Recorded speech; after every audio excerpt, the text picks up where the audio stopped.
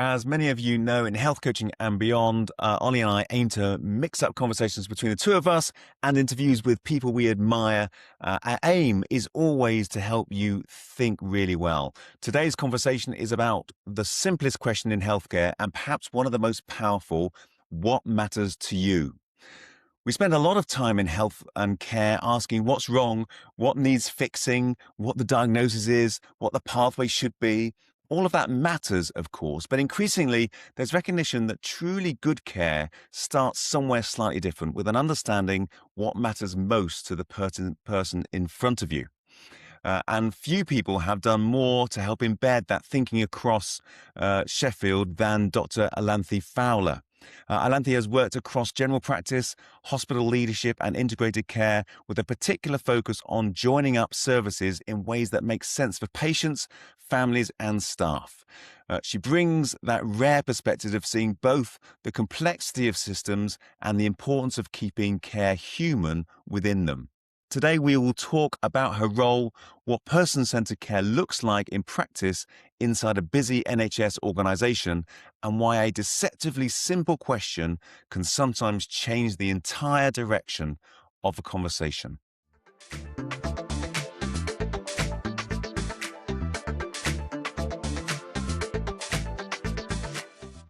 So, hello, Iolanthe. Hi, Tim. How are you doing? Very well, thank you. I'm delighted to have you Good. on the podcast. I don't know, we have a bit of a conversation before, kind of thinking, oh, you've had all these kind of amazing people on, and you're kind of thinking, and now it's me. Well, Oh, no, it's it's not you. me.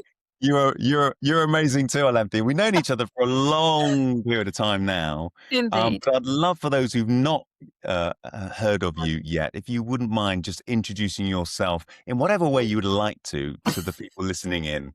I feel like I need to put a silly voice on there. Introduce myself in the style of someone. Okay, so Iolanthe Fowler, lovely to be here. Thank you so much for the invite. So I'm a Sheffield girl. So I was born here.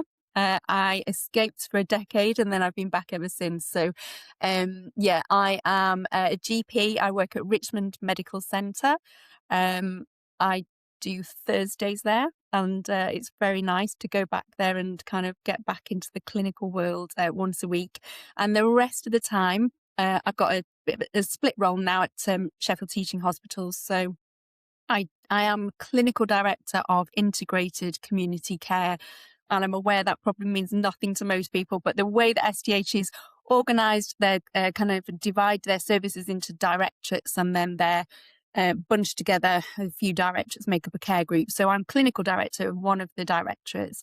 And integrated community care has quite a lot of the community services in there. So things like community nursing, community therapy, GP out of hours, podiatry, single point of access, active recovery, which is that kind of services that sit between hospital and community, so stopping people going into hospital if they really don't need to be there, and kind of getting people out quickly.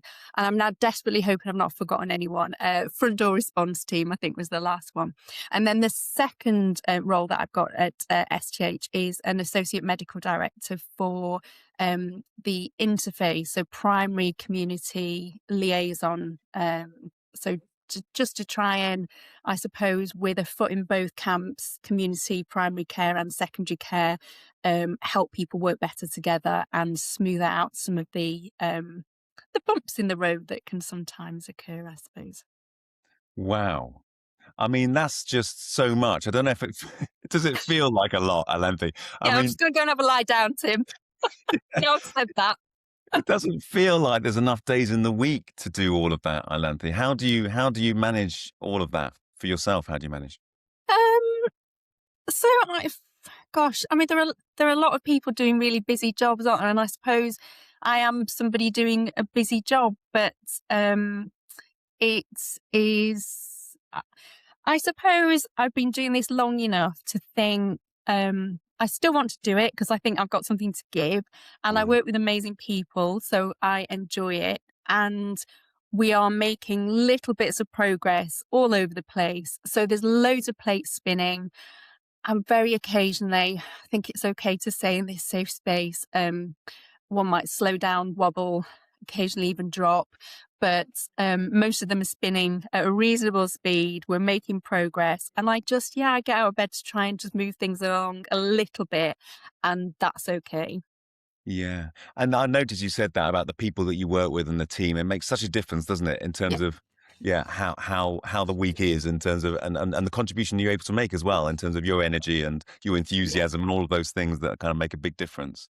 Yeah, absolutely. It's always the people, isn't it? It's always the people, Tim. So yeah, I think again, maybe as you kind of progress, you realize that you need lots of people around you to work in these complicated systems and do good things. And you need people with a whole array of different skill sets and talents. And I think one of the amazing things about the NHS is that it brings people together with very kind of disparate skill sets and backgrounds and melds it all together. Yeah. Yeah, great. And again, you've got quite a unique kind of insight, both being a GP and then kind of working in secondary care. So I wonder what you've learnt over the years in terms of what is it that makes things, systems, people, what is it that makes people work well together, do you think? It is about treating people well all the time. You can't achieve anything unless you treat people well. So whether that's colleagues um, or patients, you have to start with a kind, civil, compassionate approach, and in that way, you will form the trust and relationships that allow you to go on and do great things. Um, and I see that every single day, it working well and working not so well. And again, I think the other kind of places, I mean, our paths have crossed. I mean, I think we were on the same coaching course, weren't we, in 2013, I think. But I don't know if you remember this, but I met you a little bit before that. Mm. Teaching. Do you remember? Do you remember? I I think. do. Oh, you do remember. Well, that's nice. So I we do were remember. teaching the kind of the F2 doctors. I was becoming one of the trainers for those, and I remember you expertly leading a training program. But you remember that as Yeah, well. I do remember, and I wonder whether I get a chance to say this today, but so you were the person that actually said to me at the end of one of these training sessions, F2 training sessions, you should come and do the coaching thing. I'm doing this coaching thing, and I think you'd really like it. And so you are totally the person who introduced me and got me going with that coaching journey, and I'm extremely thankful. Wow, I didn't even know that. I certainly Yeah, didn't you know did. about that. How strange. I've not even heard about that until now. Yeah, yeah. Yeah, great. Well, I'm glad because you're kind of a great coach, and I suppose you're able to blend the kind of the coaching that you've learned, and in the same way that I blended the coaching that I learned in terms of our kind of day jobs as well. So, tell me a little bit about that. How you've managed to do. There's definitely something about the coaching conversation, isn't it? The kind of creating the listening space for people to do their best thinking. And I try and do that everywhere. Probably less so at home. If you ask my family, possibly I'm a bit more directive sometimes at home. But yeah, I try and do that because we know that that helps people to do their best thinking and good things come of that. So absolutely it's approach, it's a methodology to kind of doing the rest of your work, I suppose, and the way you live your life. But then there've been some very deliberate bits to that. So I have worked with a colleague, Saul, who's our head of podiatry, and we set up a coaching program for our care group. So we've been on a bit of a journey with that, and I would say it's been properly going for maybe about a year now. But it's taken bits of coaching programs that both Saul and I have experienced ourselves, and we've got a really small but very enthusiastic and capable bunch of coaches, and we're offering coaching to absolutely everyone in the care group. The domestics can access it if they choose to, all the way up to our kind of sort of very senior managers. Anyone is welcome to come and experience coaching, either just a one-off conversation or a series of coaching sessions. So that's really exciting. Great. And what's been the impact of that? That sounds really exciting, Alante, but what's been the impact of that? It's always amazing when I get an email plop into my inbox that says, "Dear Iolanthe, just wanted to let you know that I've just had some coaching with so and so. They were amazing. It's been fantastic. It's, just think about one example. It's helped me to successfully apply for my next role. It's helped me make decisions about what I want in my career." Lots of emails like that, and then what we're actually trying to do is formalize the evaluation. So we've not got enough people through the program yet, but I'm hoping we'll be there by Christmas. So by the end of this calendar year, we're hoping to have an evaluation and a paper that we can then use to describe the success of the program to other parts of STH. And there are lots of conversations going on in the organisation about coaching generally. And I think for us, it was about making coaching available to everyone. Yeah. So important, isn't it? I Yeah. think. And again, in terms of the coaching, I mean, again, these are people who are they're coaching their peers, aren't they? Mm. And I suppose the other thing is the hierarchy is then slightly is different as well, isn't it? Yeah, I think it's fair to say we were really mindful of that. And I think this kind of potential conflict of interest or imbalance in the power in the relationship is just something we were really open about and have discussed everywhere, really. We have a coaching champions regular session. We get together once a month, and it's very much part of the conversation there. And we're just continually checking with each other how it's working. And it's, I hope, something that would come out in the evaluation as well, if it was causing kind of difficulty for anyone. I think we were worried about it for a while, and then we just thought this could stop us from doing something that would benefit loads of people. So why don't we just get on with it, try, see what happens, and we can always, shift direction or do something different if it's causing difficulties. But so far, so good. Yeah, it reminds me of one of our associates who talked about kind of working with groups, and she said that version one is better than version none. It's Yeah. almost you've got to make a start, and then you can kind of you can tack differently depending on what's going on, but you've got to make a Yeah, start. And yeah, you don't want people absolutely. missing out because we want to get absolutely everything kind of crossed off and eyes dotted and things. Um, Yeah. yeah, sorry, Alan. No, Yeah, so I was just going to say, I think it is a real risk in the environment that we work in healthcare, actually, that we are so um, committed to getting things right and not making mistakes, and with good reason, don't get me wrong. We yeah, want to get things right. But with stuff like this, with better conversations, kind of trying to shift the culture a bit, which is ultimately what we're trying to do.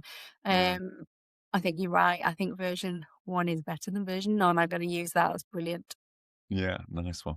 I'd love to kind of think a little bit about what matters to you because I know that's been something that's been really dear to your heart. That kind of what matters to you conversation, shifting that from kind of what's the matter with you to what matters to you, and Yeah. again, in a kind of a clinical setting with maybe the patients and people you might support, but also with colleagues. So I wonder whether you could speak a little bit to that in terms of your experience of what matters to you conversations. I think a lot of people, and I certainly had this feeling that when it's going well in a consultation, when things are working and you're earning the trust of someone and you're kind of helping them to think and decide how they want to manage their healthcare condition or current issue. And I think that as time's gone on, I have been given more information that's helped me make sense of why sometimes it works and sometimes it doesn't. And very simply, I think it rolls back to shared decision making, compassionate interactions, and the ability to prioritize the person in front of you's agenda rather than imposing your own. So I think that what matters to you phrase really gave me a simple way to describe what I'd learned over a couple of decades was what worked best. And I think that's why I'm so enthusiastic about it. So it is a really simple concept, sort of sitting over a really challenging, complex culture and sort of environment. And I think beneath it sits loads and loads of learning and opportunities to work in this way. But again, it just for me, it captures the methodology and the culture really simply. And it's a way that you can then start to talk about it in lots of different areas. And people remember it. At the peak of lot of, the coaching stuff, the compassionate care, compassionate leadership, some of the work that I had done with service improvement leads, and actually I think where I really learnt about the What Matters to You, and I have to say a massive thank you to John Seddon and the Vanguard Method team, because it was another occasion where a friend said to me, "Oh, Iolanthe, you'd be interested in this. Why don't you come and do this course with me?" So coaching was you, and this was a friend called Nick Downham. And he went and did, he was going to do the Vanguard Method People-Centered Services course, which was over a year and involved going and doing some face-to-face learning. And I think they introduced the language of what matters to you to me. So that was where it started, really. Yeah, so how long ago was that then, Iolanthe? So that was 2016, 17, Yeah, yeah. Because I 13 remember, years. yeah, because I remember us first getting involved in teaching What Matters to You. And I think it was just before COVID. So it must have been 2019, I think. We were putting Yeah. together a program.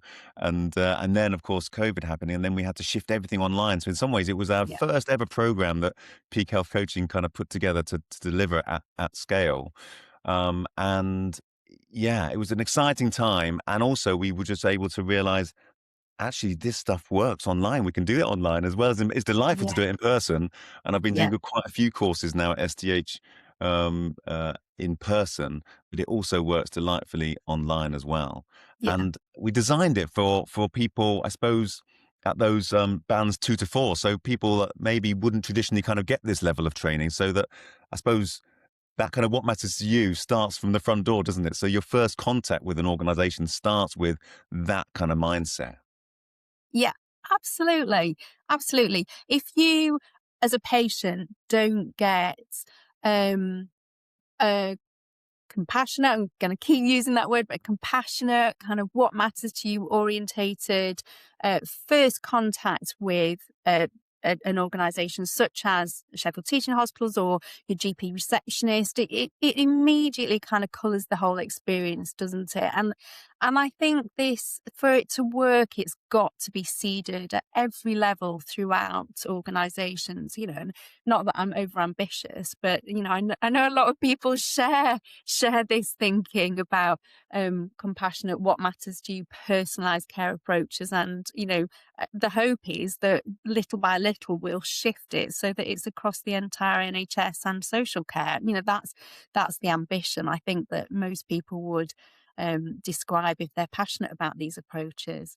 And why are we passionate about these approaches? Because it's good for patients. So we know that it improves patient experience. But not only that, there's really good evidence that it improves the outcomes as well for people, whatever outcome you're talking about. And then, of course, the Institute for Healthcare Improvement in America, they described this sort of additional bit that actually it gives you joy in your work.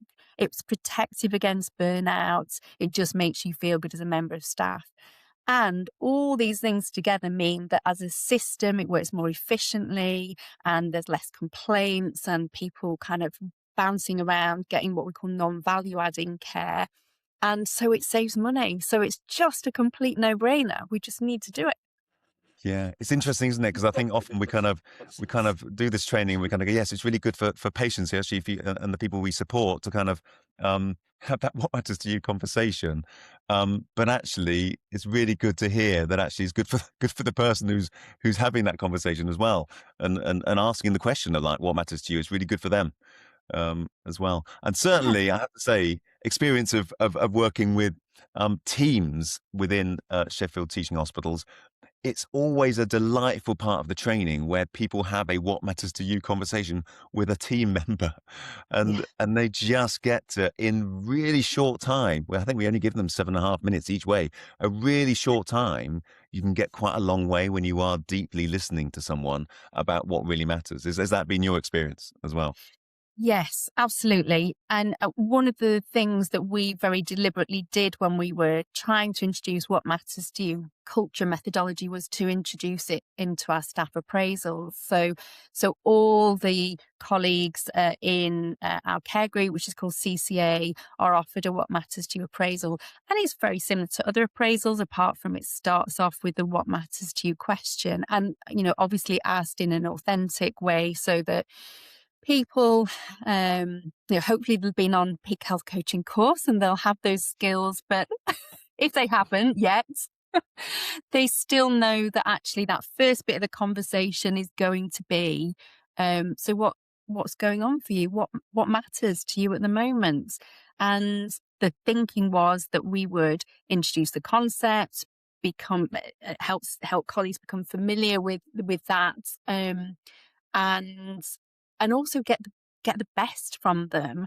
And if we're helping each other to be as fulfilled and sort of happy as we can be at work, then there's a much better chance that we're going to pass that on to patients, not only with a what matters to approach, but just, that you can't pour from an empty jug or whatever the saying is. Yeah, and again, I think that feels really wise to do that. It's a bit like, because when we teach coaching and when we teach the What Matters to You, actually, you don't know the benefit of it until you experience it. And you go, "Oh my goodness, that was the first time someone asked me what mattered. That was the Yeah. first time someone really deeply listened to me." Because it's not a usual experience, I Mm. suppose, for folks, is it? No, Um, yeah. no. So again, so how's that going then? So the appraisal. So is everyone at SDH having a What Matters to You appraisal? Is that what's happening? I wouldn't say everyone at STH yet, but I do know that quite a few other directorates and care groups are now experimenting with the What Matters to You appraisals. So I have been asked quite recently to share the paperwork, and people are interested. So hopefully that is going to be something that a wider proportion of services are using, because and this was from another service in another part of the hospital. We know the results can be amazing, and as you've said, Tim, people come back, and we did evaluate. We did a pilot, and we evaluated, and the kind of comments that people shared then and are continuing to share are, "That's the first time that I felt listened to. The first time that I felt that my line manager really wanted to know about me as a person." Um, and the line managers using the approach said, it felt like a different conversation. It felt much more useful, much more personal, and allowed us to get into some of the conversation about what will keep you well and happy at work. And we've had for a long time sort of health and well-being conversations available for colleagues. But I always think if you can do the sort of preventative upstream work with anyone, whether they're talking about patients or colleagues, surely that's got to be better than waiting until there's a problem and then going, "Oh, here's a health and well-being conversation you can go and have to sort yourself out." So yeah, that's the thinking. Agree. It's interesting. We're talking to organisations, businesses, kind of outside the NHS as well as within the NHS, to see how we can get health coaching into business and organisations, and it's exactly for that reason that it is upstream. It's how can you remain well and get even more healthy, as well as how can you manage this particular kind of stressful situation you now find yourself in. Yeah, Um, is feels a very proactive, preventative approach as opposed to like you say, their well-being conversations when something's already gone wrong, or yeah, mental health first aider when something's already gone wrong. Actually, we can, if we just took the time to just maybe even ask that question, well, what matters to you? But also, well, what are you doing to look after your health at the moment? yeah, Is a simple, yeah, straightforward question. And wouldn't that be good if everyone felt able to respond to that honestly and authentically, yeah. without fear of, something being detrimental to their career or something like that? Yeah, absolutely. Absolutely. One of the things I sometimes get as a pushback is, so I have this phrase that I use, people will ask for the moon on a stick. And generally speaking, they don't anyway. That people just don't. They ask for reasonable things. But even if, as a line manager or, a person having a conversation with a patient or someone under your care, even if people do ask for things that you think are not doable, reasonable, whatever it is, I always say, at least you know where they're coming from. At least you've got a kind of baseline and there's honesty in the conversation. And that goes two ways, doesn't it? So if the honest truth is, a quick example. So I suppose one of the things people say to me is, well, what if everybody asked for Friday afternoon off? How are we going to run the services? And I say, well, there's what matters to the individual. There's what matters to you as a line manager. There's what matters to you as a service. There's what matters to you as an organization. And you can kind of keep layering it on, can't you? Mm. So I think for me, the what matters to you conversation enables an honest conversation and sometimes quite difficult conversations about the fact you can't accommodate every want or possibly even need at times. But you can either come to a compromise or even, I suppose, agree that actually this particular role for your colleague right now might not be the best fit, and maybe there's stuff that you can do to make that better, and then that all leads into the health and well-being agenda, doesn't it? So yeah, I think um I'm not at all worried that having these kind of conversations will create disharmony. I think exactly the opposite. Yeah, because this stuff is going on below the surface anyway, so it gives an Yeah, opportunity, doesn't it, just to kind of put it on the table and then, like you say, have an honest conversation about it. yeah. And I think when we're delivering the training to clinical colleagues, there's very much that kind of we haven't really got time, to do that Mm. job, and now you want us to do this what matters to you conversation. And I say, no, you haven't got more time, but it feels like a really important investment, in the time that you do have. And I was talking to some physiotherapists, and they said, "Well, I've got an hour maybe for a new patient." Well, actually, 5 minutes out of your hour to have a "What matters to you" conversation just is an investment in the next 55 minutes in terms of what you might be able to get to in terms of outcome. Yeah, Um, and I think people get that when they experience it, they get it, they get it, and actually yeah. they can do this alongside and blend it with the work they're doing. It's not like I'm gonna do this on top of everything else. I don't know, is that your experience as well? Yes, absolutely. I think there's, again, a sort of strong message that I always try and get through about this is not this is not saying that your knowledge, skills, and kind of professional competence is any less important than it was yesterday. It's not that at all. It's just that we know that if we just tell people what they should do based on our assessments, that often doesn't work because either it's just not doable in that person's reality or they're not on board with it for whatever reason. And having the what matters to you conversations allows you to make sure that you're going in with something that's best fit, that kind of personalized care offer.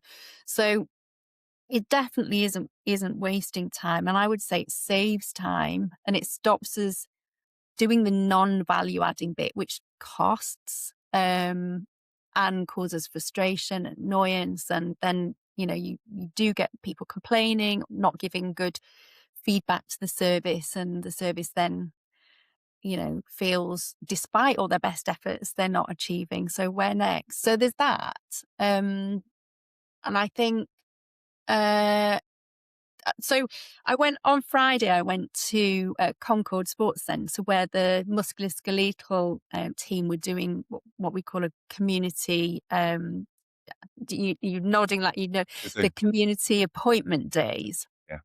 CAD days. And I know that a lot of the musculoskeletal team have been through the training, Tim, the What Matters to You health coaching training. So they're using all that knowledge now and they are inviting patients to a community venue. So, hospital, and there's loads of pros for not going to hospital for your appointment, aren't there? But they're having a what matters to you conversation right at the beginning. So patients are invited in, they complete some basic paperwork, trying to get them to think about what matters. They then have some time with a physiotherapist, talking about what matters. And then there's a range of facilities there. So there's rehab, there's the consultant level physiotherapist, there's podiatry. On Friday, they had Sheffield Talking Therapies, they had Move More, they had More Life. So there's kind of, weight management services, psychological, sort of mental health services, exercise services, and back to work, sort of, encouraging people to talk about work difficulties, restrictions, and get help with that. So, I mean, what an amazing offer. Mm. Um, and if patients don't want to choose that, they can choose their usual kind of hospital-based appointment at the moment. So again, sort of a massive, massive service change. I think it's fair to say kind of a leap of faith, but not because it's not the right thing to do, but just it's so different. And there'll be an evaluation, and hopefully this will provide more ammunition for other services to do similar things. We have got services doing other things. I could name you a whole host of services that are changing the way that they interact with patients and putting that what matters to you conversation right at the front. So good things are happening. Yeah, it's good, and again, I think this is because they started these last year because I remember doing the training for the group last year, and then they come back again for more training again ahead Yeah, of those groups. And again, it is obviously doing something because then word has got round, and then Doncaster's going, well, we want to do that as well. So again, we went to train their team again to have those kind of what matters to you conversations. And again, it's really delightful when you do these conversations as a team because again, it's almost like it's not meant to be, but it's kind of a team building day because you get to have all of those yes, really great conversations. And again, it's helping people understand that it's not what matters to the person necessarily about their knee or their back or whatever. It's like what matters to them in life. That's the yeah, thing. That's the conversation to have. And then it's like, okay, tell me a bit more about what's going on with your knee or your back. But it's with then you've already unpacked a whole lot of understanding. You've got that mutual understanding of what's going on for that person in that person's life. Um, yeah, it feels like so every time I do that, I kind of go in thinking, oh, this feels really basic for these people who are really highly trained. But actually, the more times I do it, I go, actually, we could all do with just going back to some of this basic stuff which we know now is so important and so easily slips off the agenda because we want to yeah, do the numbers and be really quick and get people through the room as quickly as possible. But the thing that makes the difference is when people feel cared for and looked after and someone's taken an interest. That's the thing, yeah, uh, I think. yeah. Wonderful. Look, and we are mindful of Absolutely. time, Alanthe. I mean, we kind of rushed. I can't believe it. We've kind of gone for uh, Wow. half an hour. I know that's rushed through, but is there anything more that you would like to share in terms of your experience of kind of what matters to you or coaching in terms of the context that you find yourself in? It's just how invigorating it is as a clinician to work in that way. And I think at the moment there's so much talk about sickness rates and burnout and people kind of really struggling with the intensity of the work. And it does make me think again about the uh, what I learned when I did the John Seddon Vanguard method course. So a lot of I think John's thinking is based around a philosophy from many decades ago about trusting people.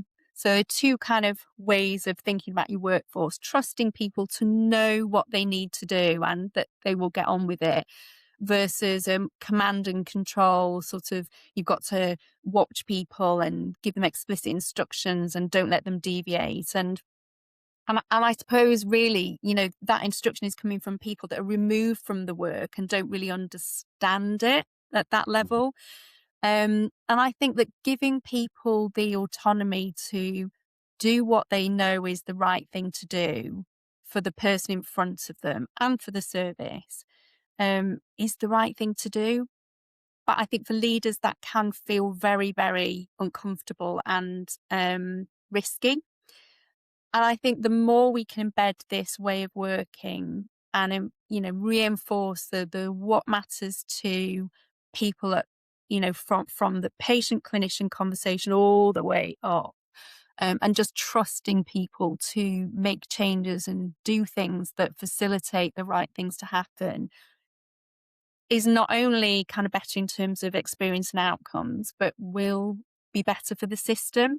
I think that's so important. Um, so yeah, I just think, the training that Peak Health are providing at the moment is kind of really equipping people to get out there and do this.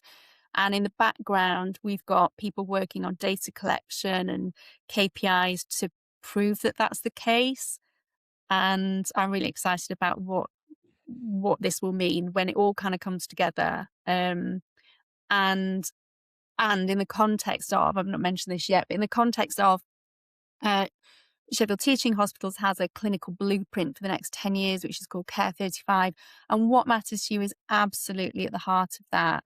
So, we've got a commitment from the board to help this happen and make this happen. And we need to continue the training and talking about this so that people are equipped to do it um, and helped to do what I think most people know is the right thing to do to make personalised care available to everybody who comes through the door. Yeah, and they want to do it as well, and they Yeah, want to do it well, don't they? yeah, That's the thing. They definitely want to do it well. And I think, yeah, it's reminded me because we have got a train the trainer program. Because again, it's delightful to do the training, but actually, what needs to happen for it to be sustainable is that, Sheffield Teaching Hospitals has to need have its own trainers that can deliver yeah, this to their colleagues. Yeah, for that kind of what matters to you conversations become kind of business as usual. This is kind of how we yeah, work in this organization. And won't that be a delightful organization to work in? Where not only are you providing that for the patients and the people using the services, but also you're having those conversations with your colleagues. And that's just normal. That take a bit of time to understand what's going on for people outside of their work environment. Because there is a difference, and I think you alluded to it. There is a difference, isn't there, between asking that question kind of superficially and it becoming kind of a bit of a tick box kind of thing, um, and asking it and then really paying attention. I think there's a video we often play on the training, and it concludes with, well, ask what matters, listen to what matters, do what matters. yes. Um, and again, it's just seeing people not just for the condition that they have or the colleague that they are, but the wider picture. Lovely. So I'm going to just check in if there's any more, Alan, in terms of what's happening next. So Care 35, that's exciting. It's embedded. Yeah. Anything more in terms of appraisals and things for people in terms of what matters to your coaching?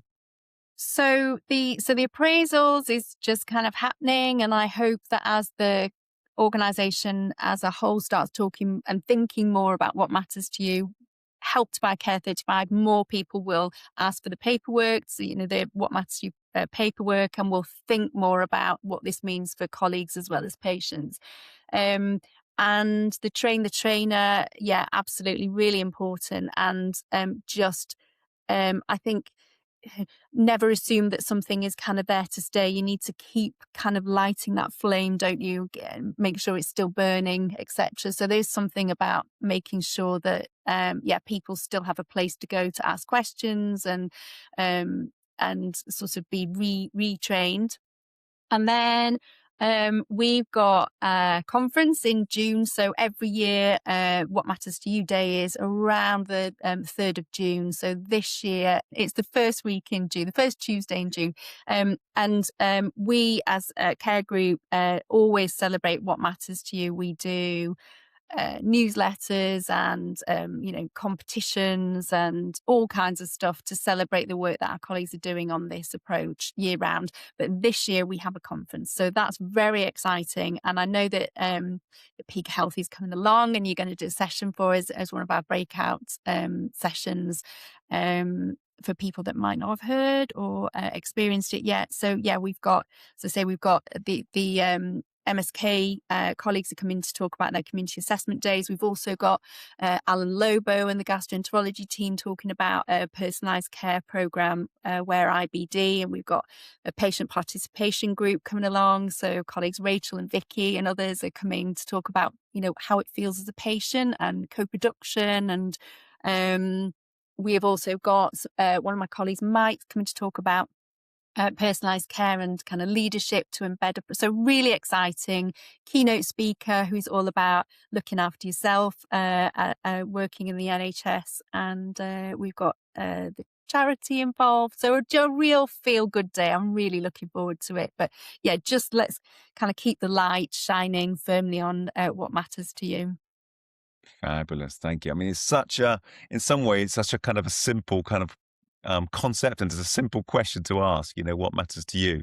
But it's sometimes that I think we find it easy to kind of miss off because we're so busy, and actually just taking the time, like we've done today, just taking a bit of time just to kind of really unpack what matters to someone feels really, really important. So I really appreciate you, Alanthe, and in terms of shining a light, I think there's no brighter light than you to shine on the work that's going on here. So I will appreciate that, which is, it takes a lot of energy to kind of, for that light bulb to particularly shine on this work, because again, it's not like it's you can just do it once. You've got to keep on doing it, keep on doing it, keep on doing it. And I really appreciate the work that you're doing to keep that light shining on this, I think, really important topic. So thank you for that. Thank you. That means a lot. Thanks, Tim.